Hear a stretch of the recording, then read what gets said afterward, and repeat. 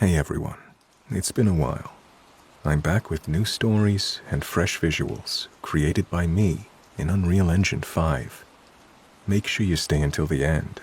There's some important channel news you won't want to miss. I hope you're ready for this. My father used to live in public housing when I was in elementary school.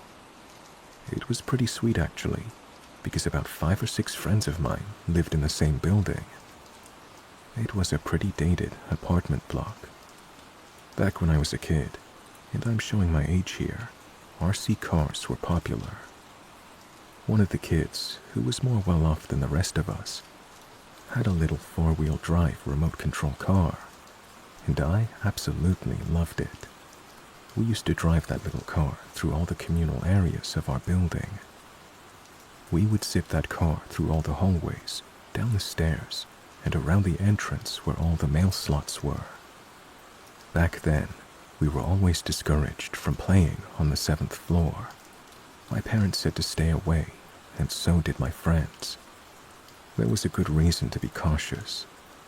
On that floor lived a woman who seemed to despise children.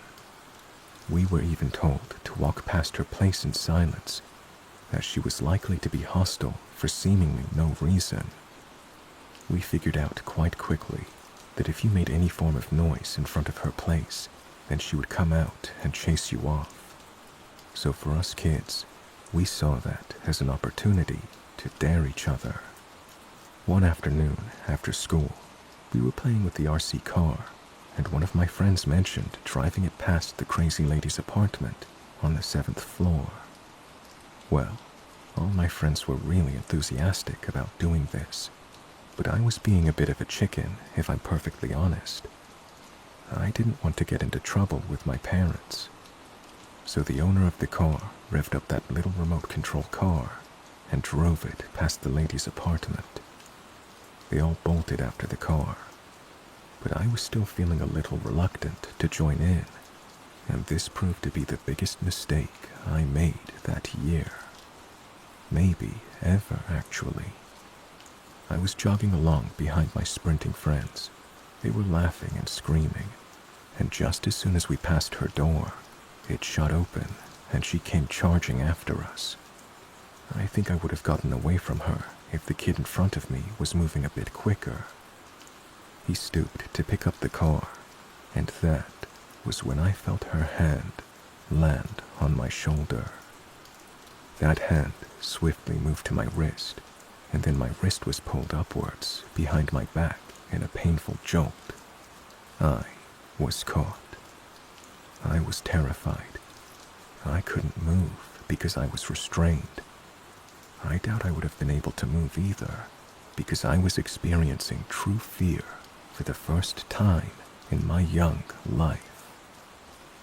The origin of that new fear came from what I saw in her other hand. A kitchen knife. She stood there, seething with anger, staring into my eyes with unwavering eyes of her own. She didn't speak. She just stared at me with a blank face. Then she dragged me, pulled me, and shoved me into her apartment. I couldn't do a thing. She had a knife. All of my friends had gone. I felt so helpless. As soon as I was through the door, she locked it, and I began to panic. Due to my panic, my memory from here is a little vague, to say the least. I remember that all the windows and curtains were shut, and everything in there was dark. It had a strange smell, like incense sticks or something. I started crying, and I couldn't stop. I found no sympathy on her face when I paused to wipe my eyes. I was deeply concerned for my well-being. She handed me a baked cookie, and this was the first time she spoke. She said, "Eat." I didn't have much choice, so I ate. I remember it tasted horrible. It didn't even taste like a cookie. I remember trying to hide pieces of it under the table, because I couldn't bring myself to eat it all. I don't know how long had passed, I don't remember much. Later, I did hear a familiar voice at the crazy lady's door. That voice belonged to my mother. I didn't know if it was real or not, but I later found out. Also, there seemed to be another woman living with the crazy lady. I don't remember much, but she said she wanted to help me get home, and I felt like she was my savior. Then I remember crying. I don't know what I was crying over, but it could have been relief. Relief that I was going to be let out of that horrible apartment. I remember police officers and my mother shouting and shouting my name. After that, I knew I went to see a counselor, and I remember being way behind all the other kids at school for a while. Something really weird happened, and I'm not sure if not remembering it is a bad thing. As far as I am concerned, it is all in the past, and I thank my lucky stars that I'm not too traumatized. Whenever I mention it to my mother, even as an adult, she makes a face. She doesn't want to talk about it. She still seems distressed. I have 2 questions I'm scared of knowing the answer to. Number 1, what was in that cookie? And number 2, what happened in the periods of missing time I cannot account for? I live in a pretty quiet neighborhood. Small houses, close together. Everybody knows each other just enough to wave and make small talk, but not enough to actually be in each other's business.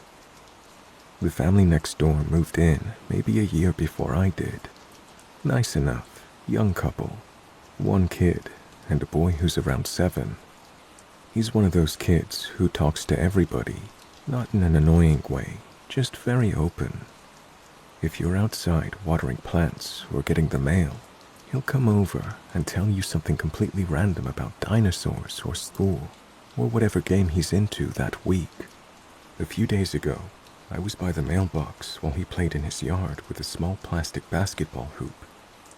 We exchanged hellos like usual. Then, out of nowhere, he casually asked, "Why do you come into my room if you don't talk?" At first, I thought I must have misheard him. I said, "What?" And he says, "At night, you just stand by my door and look at me." I laughed. What else can you do when a kid says something like that?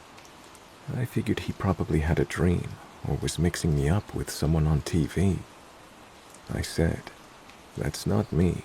I've never been in your house." And he just kind of shrugged and said, "Okay," like it didn't matter. That should have been the end of it, except his mom came outside a minute later to call him in, and I mentioned it because I'd thought she'd laugh too. I literally said something like, "Hey, I think he had a weird dream about me or something." She didn't laugh. She just went completely still for a second and then asked, "What exactly did he say?" So I told her, and her face changed in this way that made my stomach drop immediately, because it was obvious this was not new information. She said, "He's been saying that for weeks. Apparently, he told both of his parents more than once that the lady from next door comes into his room at night and stands by the door looking at him. Not every night, but enough that they started leaving the hallway light on because he was getting upset before bed." I kept insisting, "It's not me, I swear, it's not me." She said she knew, but honestly, she didn't sound completely sure. It was more like she believed that I believed it. That bothered me more than if she'd just accused me straight out. For context, I live alone. I am a woman in my early 30s. I work normal hours. I'm not friends with them beyond the basic neighbor stuff. I've been inside their house exactly once, for maybe 2 minutes, when they first moved in, and a bunch of us on the street were doing the whole awkward neighbor introduction thing. I've definitely never been anywhere near their kid's room. The weirdest part is that his room is on the side of their house, facing my backyard. You can see the window from my kitchen if I'm standing at the sink, and from part of my yard if I'm out by the fence. So once she told me that, I started feeling really sick, because it wasn't just that he said a woman was in his room. He specifically said it was me. I asked her why he thought it was me, and she said he kept saying, "The lady next door," and pointing at my house. Then she added, almost like she regretted saying it, that he said the person had my hair. I have pretty long dark hair, not exactly rare, but still. After that, I went back inside and locked my back door in the middle of the afternoon, which I don't usually do.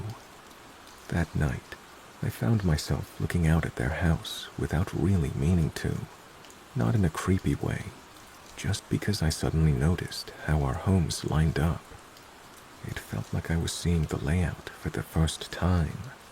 From my backyard, if you stand near the fence, you can see straight towards his window. There are curtains, but if the light is on inside, you can usually tell whether they're open or closed. I wondered if maybe he'd seen me outside at night once, and his mind turned it into something else. Kids do that. That seemed like the most normal explanation, and that's what I tried to believe. But the thing is, I'm not outside at night. I'm not the type to sit in the yard in the dark. I'm usually inside by around 8, unless I'm taking out the trash. I barely slept that night. The next morning, I almost convinced myself it was just an awkward kid misunderstanding, and I needed to let it go. That evening, I saw his dad outside while I was bringing the groceries in, and he brought it up without me saying anything. He was polite about it, but there was something strained underneath. He asked, "Have you ever been out in your yard late at night?" "No," I said. "Like ever?" he asked. "Not unless I'm bringing trash cans in or something," I replied. "Okay," he said, "but in a way people do when they don't know what else to say." I asked him what his son had actually been saying, and he told me the same thing, just with more detail than his wife had shared. Apparently, their son said I come in at the same time as the red numbers. I didn't understand what that meant at first, but then his dad said the kid has one of those little digital clocks in his room, and says it usually happens when the numbers are 2 something. So now there was a time attached to it. That bothered me more than it probably should have. Not because 2 a.m. means anything on its own, but because that kind of specific detail makes things feel less like imagination. That night, I did something I'm not proud of. I stood in my dark kitchen and stared toward their house. His room light was off.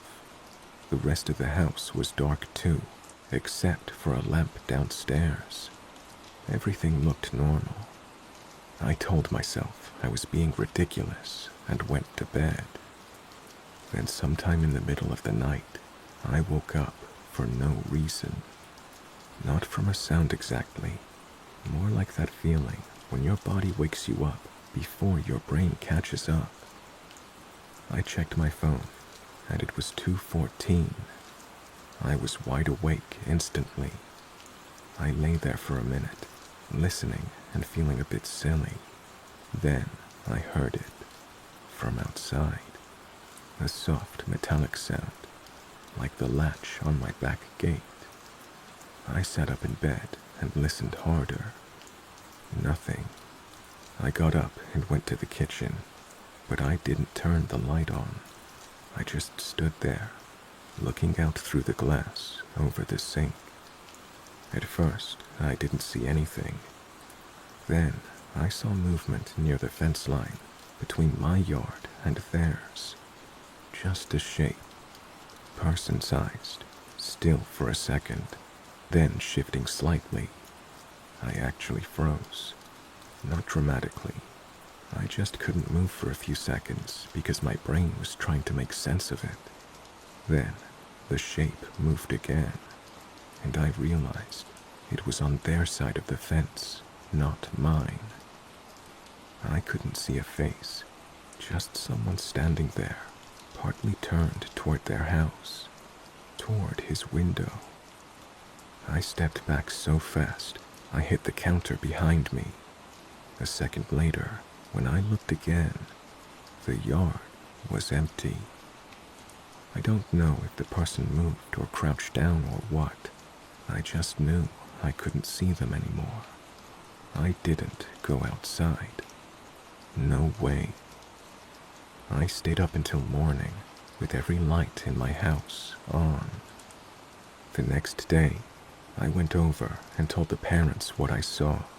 They both looked awful, like they hadn't slept either. The mother asked if I was sure, and I said no, not completely. But I was as sure as I could be, without pretending to see more than I did. That's when the father told me something he hadn't shared the night before, because he didn't want to scare me. A couple of times, when they went into their son's room after he called for them, the window was unlocked. Not open, just unlocked. He said they kept assuming one of them had forgotten after opening it earlier in the day, but they'd started checking it before bed because of what the kid was saying. I asked if anyone else had access to the house, family, babysitter, old keys, anything like that. They said no. I asked if the kid had maybe seen someone outside the window and just translated that into, "in my room." The father said maybe, but the mother said, "He always says she's inside, not outside, inside." Then she said something that gave me chills. She said the first few times, he didn't say it was me. He just said, "the lady." It only became the lady next door after one evening when he saw me wave to him over the fence while he was playing outside. So basically, the face he chose to put to it was mine. That should have made me feel better, since it meant he probably wasn't actually seeing me. But honestly, it made me feel worse. Because then who was he seeing before that? A few nights later, they installed cameras outside and in the hallway by his room. The dad also put a cheap contact alarm on the kid's window. For about a week, nothing happened. Then, the hallway camera caught something inside the house. Nothing like that. It caught the kid waking up at around 2:10 a.m., sitting straight up in bed and looking at his doorway like someone was there. He stayed like that for almost a full minute before calling for his mom. Nobody ever showed up on camera. The window alarm didn't go off either, but the kid kept insisting afterward that the lady had been there again, just quieter this time. The parent showed me the clip because at that point, all of us were trying to figure out whether this was some kind of sleep issue or if someone had actually been creeping around outside and freaking him out. Watching that video bothered me way more than I expected because there was no one there. You just see this little kid wake up and stare at an empty doorway like he's looking at a person. After that, I started closing every blind in my house before it got dark.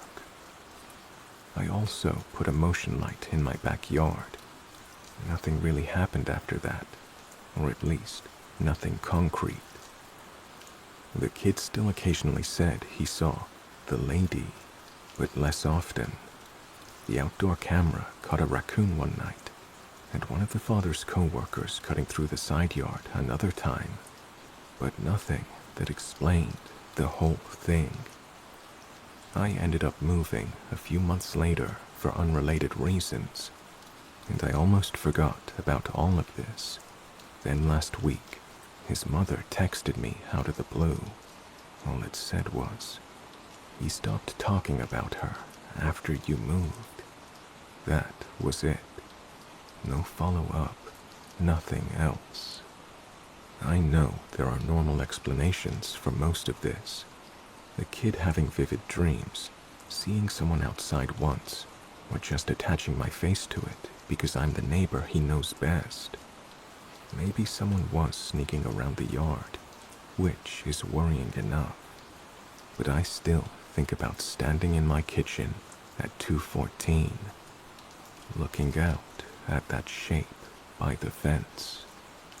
And I still think about the fact that whatever he thought he was seeing in that room, he was sure it was a woman, and he was sure it was me.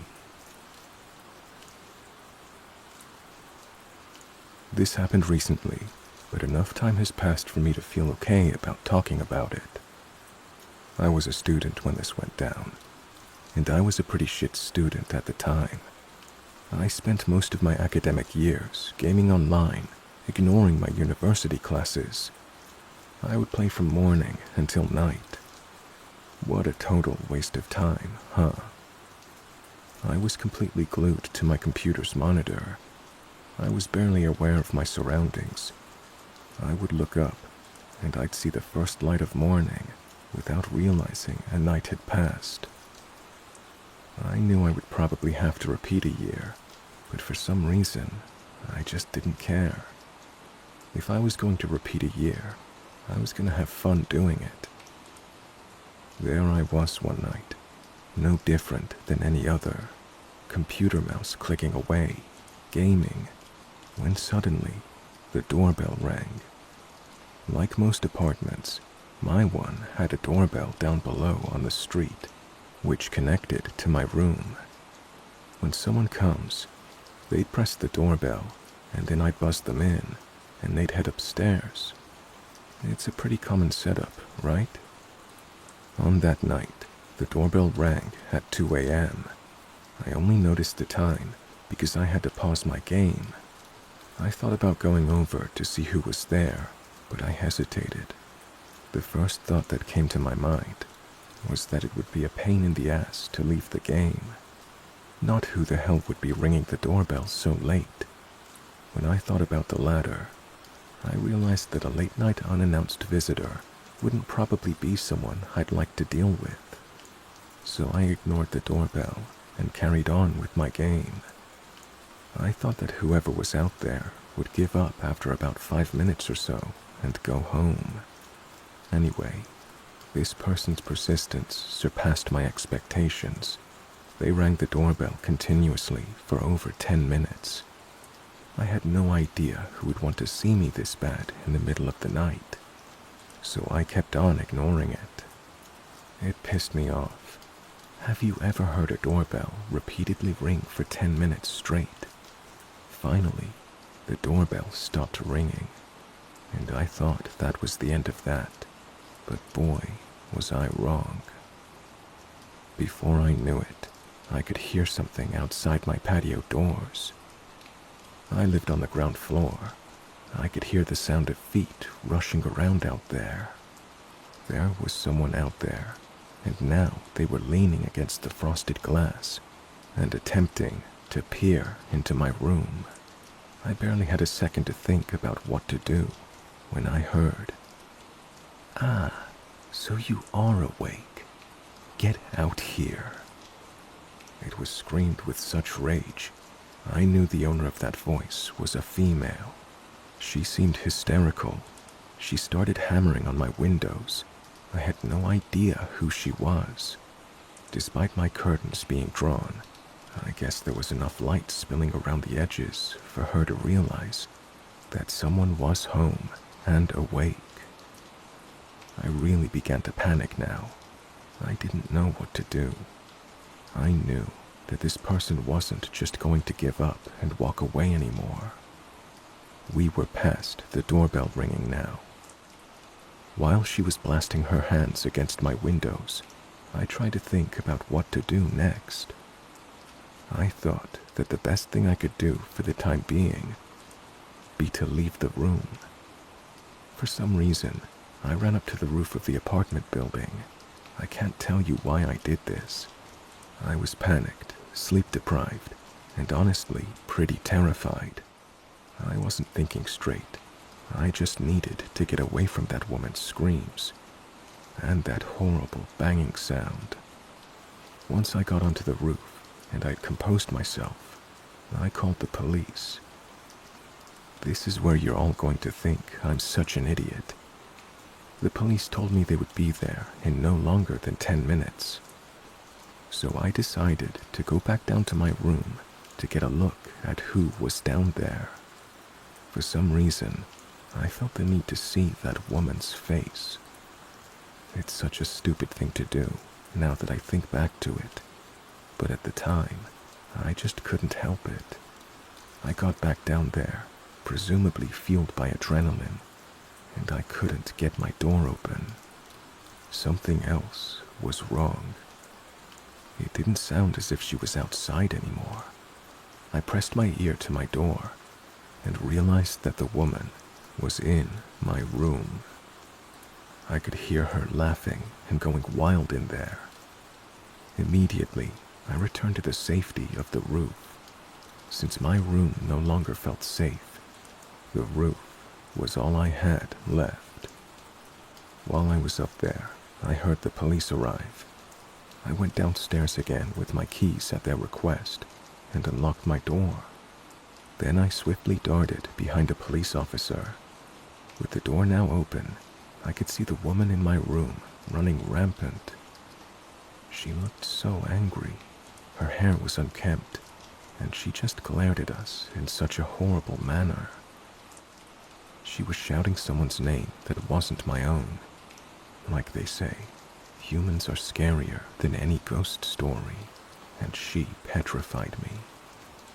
The officers restrained her and took her away.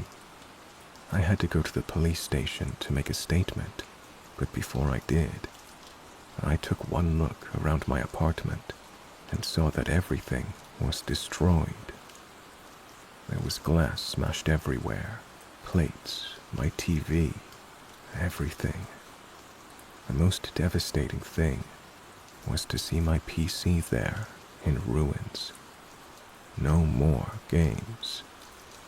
According to a couple of stories I heard after the events from the residents and the police, the woman was having some sort of an affair with the former resident in my apartment. Some had said that she was in the hospital for a good while for her mental health, and when she was discharged, this was the first place she came to exact some sort of revenge on her ex-lover. It was all a case of mistaken identity. I had to rebuy all the stuff she trashed since I didn't have home insurance. I moved apartments too, since I didn't want a repeat of that night. It took a long while to get together enough money to get a new PC. I don't use this new one for gaming though. I am studying harder than I ever have before. If you live alone, please take care of yourself and stay safe. It sounds cliché, but what happened to me was so terrifying, I wouldn't wish it on anyone.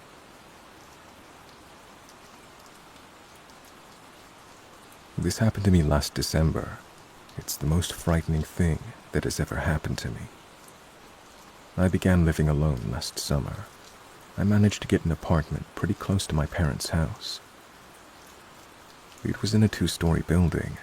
My apartment was on the 2nd floor and in the middle. The rent was cheap, and I loved having my own independence. I went to a party, drank a lot, and got the last train back home.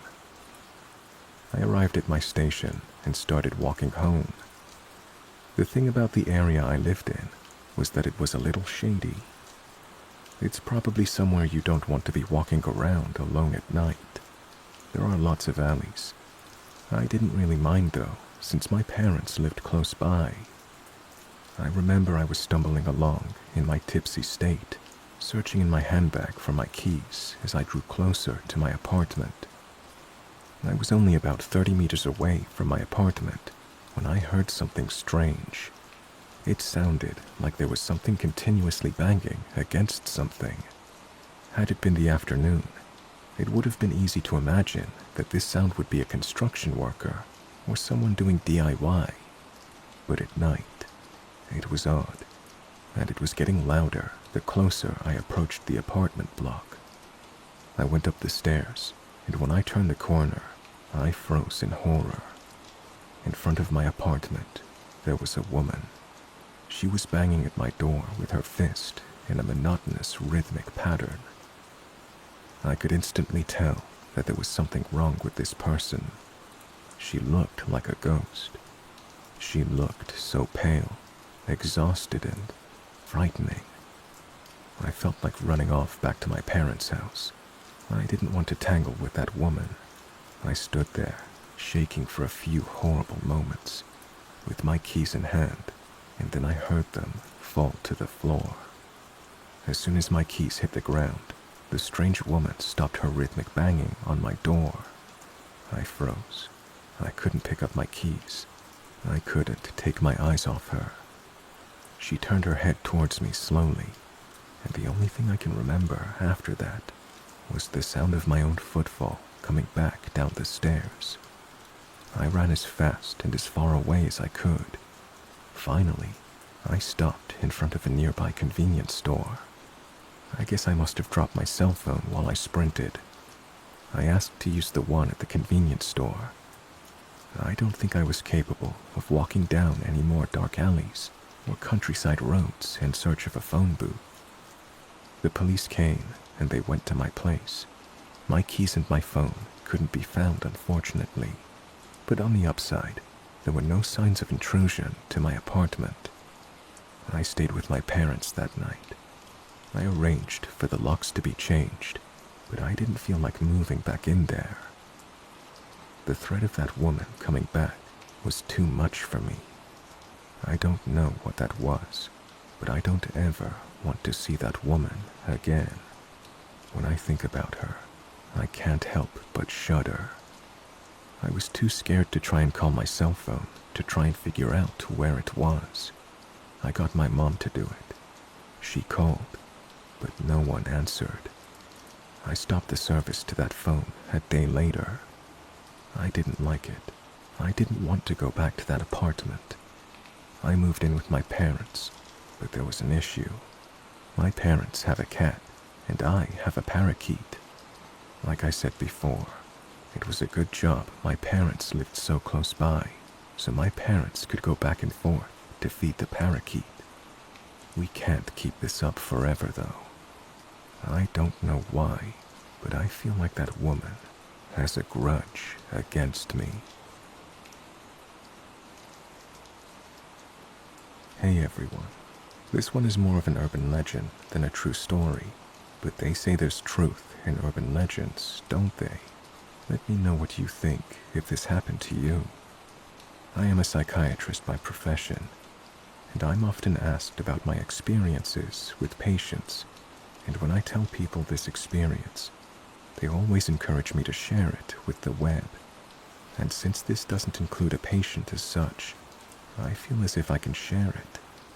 I'm gonna keep names, locations, and all personal information out of this. I'm going to try and keep it as short as possible, too. I don't think I've had a stranger encounter than this one. There was a family of 3, a couple in their 60s and their son who was in his 30s, who moved into the neighborhood. They actually moved in next door. The son seemed to be hikikomori.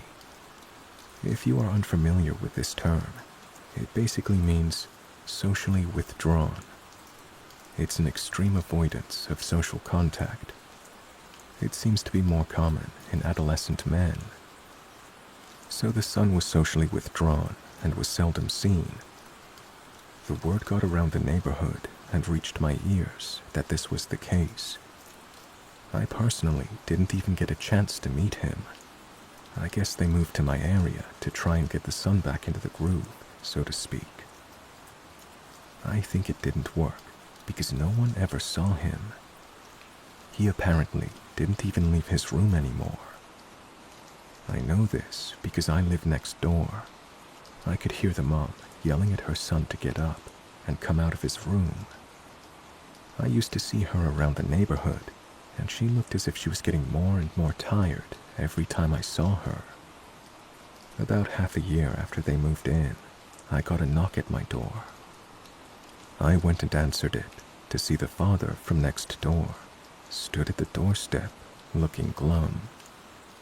He said, "Doctor, I want you to come to my house tomorrow night. I could really use your help." Although I'd never done a private medical examination on a potential patient, I accepted. Not only would it improve my home life, his wife shouting at the son was irritating now and then. It would also help him and his family out, and despite the situation, I liked his wife and him. I agreed to come over the following night. So after work, I stopped by my neighbors and prepared myself to speak with the son. The mother and father welcomed me at the door and invited me inside. They led me upstairs, and the mother said, "Here it is." We were in front of what I guessed was the son's bedroom. The mother started shouting at her son, "Open the door," and stuff like that.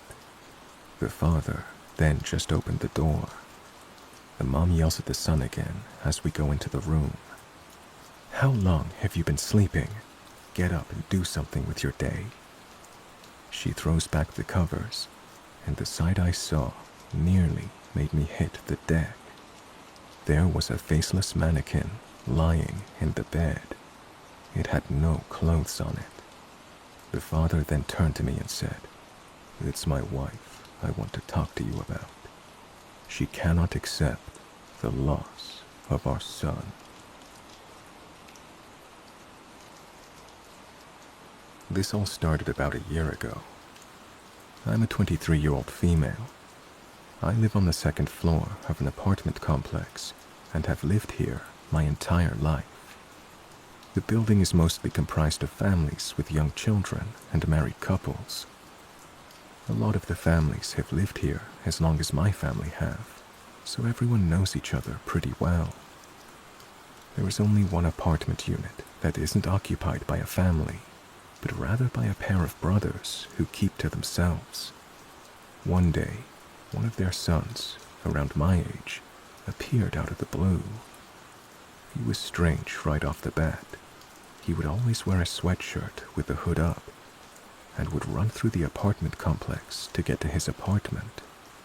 I'm not sure what his face looked like, because he always had the hood over it. He lived on the first floor, on the back side of the complex, and would often get into his place by jumping through the window. He basically did everything in his power to avoid any interaction. I didn't mind him because I never saw him due to my busy schedule. However, one day, he started sitting on the top of the staircase that leads to my apartment. This was strange because his apartment was on the other side of the complex and on the first floor. I brushed it off at first, but it started happening every day. When I would come home from school, he was there. When my boyfriend at the time would drop me off at night, typically around 10:30 to 11, he would be there. Sometimes when I would leave and come back hours later, he would still be in the exact same spot, as if he didn't move through the 5+ hours I was gone. At this point, I told my parents and my boyfriend about it, and they became very vigilant. My boyfriend would park his car and walk me to my door every night when he dropped me off. Once he saw my boyfriend, he stopped sitting on the staircase, and I thought it was over, but it wasn't. He started waiting for me at my bus stop. The bus I take home from school stops right across the street from my home, so it's a short walk. One day, when I was getting off, I saw him waiting at the bus stop. Once he saw me get off, he followed me into the complex and sat on the staircase. He also started following me when I walked my dog. At this point, my parents were upset. My mom started letting the neighbors know he was following me around. My neighbors started making sure he wasn't bothering me, or if I was alone, they would start a conversation with me until I got into my door. One day, I got a friend request on Facebook from this guy.